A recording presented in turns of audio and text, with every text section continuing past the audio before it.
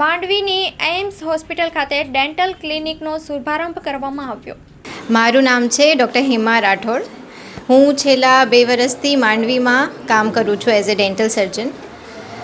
એનાથી મેં એવું શીખ્યું છે કે આપણે અહીંયા ઘણા બધા એવા પેશન્ટ છે જેને દાંતની બહુ તકલીફો છે। ઘણું બધું અવેરનેસની પણ ઓછી જાણકારી છે લોકોને।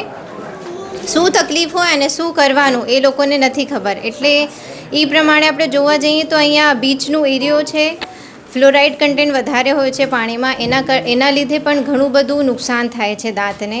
તંબાકુવાળા ઘણા છે જે લોકોને એવું છે કે એના વગર તો અમને ચાલશે જ નહીં, એવા લોકોને ઘણી બધી જરૂર છે કે દાંતના પ્રતિ અવેર થાય। એના માટે આપણે અહીંયા પ્રાઇવેટ ચાલુ કરીએ છીએ એમ્સ હોસ્પિટલમાં। જેમ કે આપણું લેઝર હોય કે આપણું AI ટેકનિક હોય કે એ બધું હોય, એનાથી આપણે ઘણું બધું આપણે પેશન્ટ માટે લાભકારી કરવાનો છીએ કામ એમ। બીજું લોકોને શું થાય, જ્યાં સુધી દાંતનું બહુ વધારે દુખાવો કે સોજો કે એવું ના થઈ જાય ત્યાં સુધી એ લોકોને એમ થાય કે ના આપણે તો કાંઈ જરૂર નથી, આપણું બધું બરાબર ચાલે છે। એટલે હું એમ કહીશ કે એકવાર પેશન્ટને જનરલ વિઝિટ, આપણી ડેન્ટલ વિઝિટ જે હોય, જનરલ ટ્રીટમેન્ટ કે જનરલ ચેકઅપ માટે પણ આવવું જોઈએ। એનાથી એ લોકોને એટલીસ્ટ એ ખબર હોય કે અમારી દાંતમાં શું શું તકલીફ છે અને અમારે એના માટે આગળ જઈને શું કરાવવું પડશે। એવી રીતે જેમ કે સ્ટાર્ટિંગ થયું છે શાળાઓનું તો આપણે ત્યાં ને ત્યાં જ એને રોકી શકીએ। પ્લસ એ પહેલાંના જમાનામાં આપણે દાંત કાઢવાનું વધારે કામ કરતા હતા, એના કરતાં હવે આપણે દાંત બચાવવાનું છે।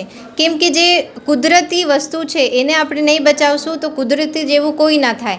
બીજા બધા એમ કે આ કાઢીને આપણે આર્ટિફિશિયલ લગાડી નાખશું કે ઇમ્પ્લાન્ટ કરી નાખશું, તો એ હોય તો આર્ટિફિશિયલ જ, આપણું કુદરતી નેચરલ જેવું કોઈ દિવસ ના થાય। એટલે આપણા જે દાંત છે આપણે એને મેઇન બચાવવાના, અને એના માટે આપણા પાસે ઘણા બધા ઓપ્શન હોય છે જે હજી લોકોને નથી ખ્યાલ એમ। બેન, આપણો સમય શું રહેશે? આપણું સમય એમ રહેશે 9:30 થી 1:30 વાગ્યા સવારે અને સાંજે 5 થી 7। જો એના માટે પહેલે તો એવું હોય કે આપણે અંદરથી મનથી પેશન્ટને નક્કી કરવાનું કે ના મારે હવે આ મૂકવાનું છે। આ વસ્તુ એવી છે કે તરત હું આજે કહીશ તો કાલે પેશન્ટ મૂકી ના શકીએ, પણ એને ધીમે ધીમે સ્લો ડાઉન કરીને, કેમ કે પેશન્ટને ખ્યાલ હોવું જોઈએ કે આ બધી વસ્તુ આગળ જઈને કેન્સરસનું કામ કરી શકે છે।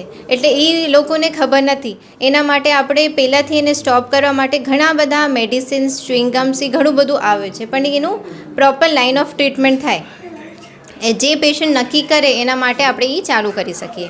ફાયદો થશે, આપણે મેક્સિમમ આપણે ટ્રીટમેન્ટ કવરેજ અહીંયા જ કરવાના છીએ। કોઈ બહુ જ વધારે મેજર એવું હોય તો આપણે ભુજથી અહીંયા બોલાવશું, ત્યાં આપણે મૂકવાના નથી। કેમ કે આપણા જેટલા પણ કોન્ટેક્ટ્સ છે એવી રીતે છે કે એઝ અ કન્સલ્ટન્ટ હોય કોઈ એવી વસ્તુ હોય તો એના માટે આપણે ભુજથી અહીંયા બોલાવીને માંડવીમાં જ આ જ હોસ્પિટલમાં આપણે સારવાર આપવાની રહેશે।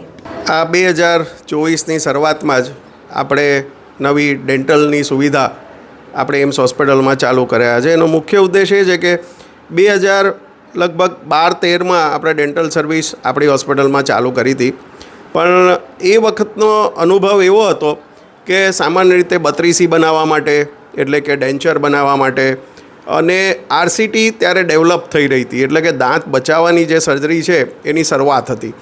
એ કન્સેપ્ટ લોકોમાં નવો હતો। લગભગ 5 વર્ષ સુધી આપણે આ ડેન્ટલ યુનિટ સરસ રન થયું। ત્યારબાદ ડેન્ટલ સર્જન ન મળવાને કારણે થોડો ટાઈમ આ સુવિધા આપણે બંધ રાખી હતી, અને આપણને ક્યારથી એવું હતું કે આપણે આયુષ્માન ભારત હેઠળ મોટા ભાગની સર્જરી, એમ સમજો કે 98% સર્જરી આપણા હોસ્પિટલમાં મફત કરવામાં આવે છે। જે મફત ઇન ધ સેન્સ આયુષ્માન ધારક જે કાર્ડ હોલ્ડર છે એ લોકોને સરકારી યોજનામાં ઓપરેશનનો લાભ મળે છે। છેલ્લા 50 વર્ષનો કચ્છનો ઇતિહાસ જોઈએ તો કચ્છમાં આરોગ્ય સેવાઓ છેલ્લા 15 વર્ષને બાદ કરતાં નબળી રહી છે, અને એને કારણે ઠેક ઠેક કેમ્પ થાય। વર્ષમાં 1 વાર કેમ્પ હોય, વર્ષમાં 2 વાર કેમ્પ હોય, અને દર્દીઓને સાણગાંઠનું નિદાન થાય અને 6 મહિના સુધી રાહ જોય કે કેમ્પ આવશે ત્યારે ઓપરેશન કરાવશું। એના બાદ મુખ્યમંત્રી અમૃતમ યોજના શરૂ થઈ 2013માં, અને ત્યારબાદ 2018થી આયુષ્માન ભારત। હવે આ કોઈ દર્દીઓ એક પણ દિવસ રાહ નથી જોવી પડતી, અને સેમ ડે એને નિદાન થાય કે તકલીફ થાય કે કોઈનો આજે અકસ્માત થયો તો એ જ દિવસે એની સારવાર તદ્દન ફ્રી શરૂ થાય અને પેશન્ટે એક પણ પૈસાનો ખર્ચ કર્યા વગર સરકારી મદદથી પ્રાઇવેટ હોસ્પિટલની આ સારવાર લઈ શકે.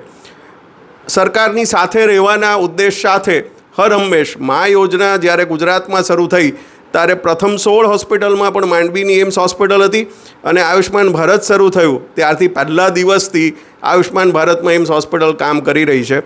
અમે જ્યારે ડૉક્ટર હિમાબેનને મળ્યા ત્યારે અમને એવું લાગ્યું કે ડૉક્ટર હિમાબેન આ વિકાસતા વિજ્ઞાન સાથે કદમ મેળવી અને લેટેસ્ટ ડેન્ટલ સારવાર માંડવી ખાતે ઉપલબ્ધ કરાવી શકે એમ છે.